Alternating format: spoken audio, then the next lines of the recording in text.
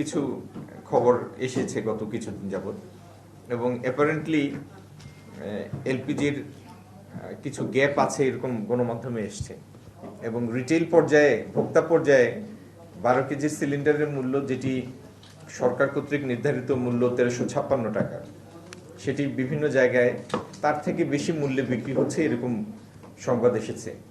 তো আমরা আগামী দিনে যেন এলপিজির সরবরাহ পরিস্থিতি সন্তোষজনক থাকে এবং খুচরা পর্যায়ে ভোক্তা পর্যায়ে কোনো ধরনের অসহনীয় পরিস্থিতির সৃষ্টি না হয়, বাজার স্থিতিশীল থাকে, সেই উদ্দেশ্যে আমরা এলপিজি আমদানিকারক এবং সরকারের বিভিন্ন সহায়ক সংস্থা যারা আমরা ফ্যাসিলিটেট করি, রেগুলেট করি, কেন্দ্রীয় ব্যাংক সহ, তাদেরকে নিয়ে আমরা বসেছিলাম এখানে।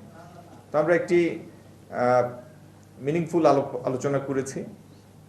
যারা এই সেক্টরের সাথে জড়িত তারা কতগুলি বাস্তব সমস্যা তুলে ধরেছেন, আমরা সেটার নোট নিয়েছি এবং সেগুলি আগামী দিনে যতটুকু সম্ভব সমাধান করে তারা যাতে তাদের ব্যবসায়িক কার্যক্রম নির্বিঘ্নে চালিয়ে যেতে পারেন সেটির জন্য আমরা সচেষ্ট থাকব।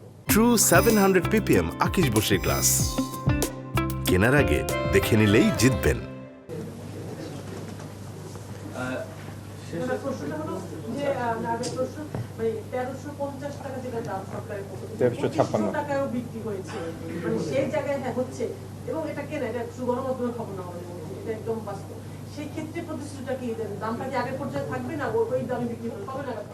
আমার প্রশ্ন করতে একটু ডিফেন্সিভ। গণমাধ্যমের খবর সবসময় বাস্তবই হয়, অবাস্তব হবে কেন?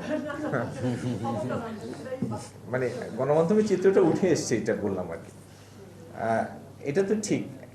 আমার এখানে যারা আছেন তারা আমদানিকারক বা যাদের বোটলিং প্ল্যান্ট আছে এবং আমদানিকারক, কিন্তু খুচরা পর্যায়ে অনেক সময় যারা রিটেল সেল করেন তারা পরিস্থিতির সুযোগ নেওয়ার চেষ্টা করেন, এবং এটির সাথে আমদানিকারকের কোনো সংশ্লিষ্টতা নাই। তো ভোক্তা পর্যায়ে যেন এরকম বিড়ম্বনার শিকার না হতে হয় বা কেউ মার্কেট এবিউজ করতে না পারেন, সেজন্য আমরা স্থানীয় প্রশাসনের মাধ্যমে নজরদারি বাড়াবো আগামী দিন থেকে।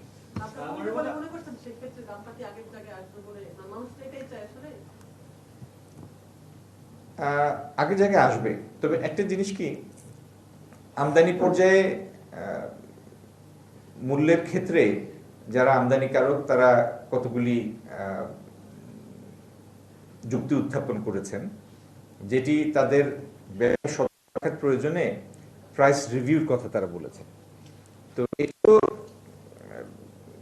এটি হচ্ছে তথ্য উপাত্তের ভিত্তিতে, এটা কোনো মুখের কোনো কথা না। তথ্য উপাত্তের ভিত্তিতে যদি তাদের কথাটা সমর্থনযোগ্য হয়, বিবেচনাযোগ্য হয়, তাহলে সেটা তো বিবেচনা করতেই হবে। কেউ তো আর লোকসান করে ব্যবসা করবে না।